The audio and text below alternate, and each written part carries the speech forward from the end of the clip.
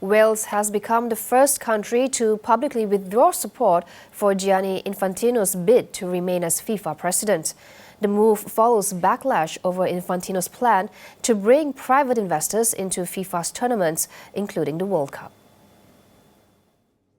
The Football Association of Wales said it would not support Infantino's re-election bid as FIFA president for the 2027 to 2031 term.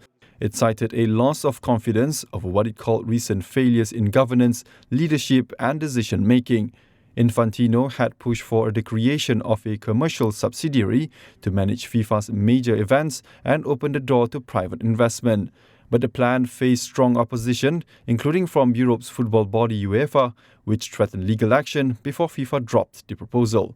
More football associations are expected to review their support for Infantino, raising questions over whether he can maintain enough backing to continue as FIFA president.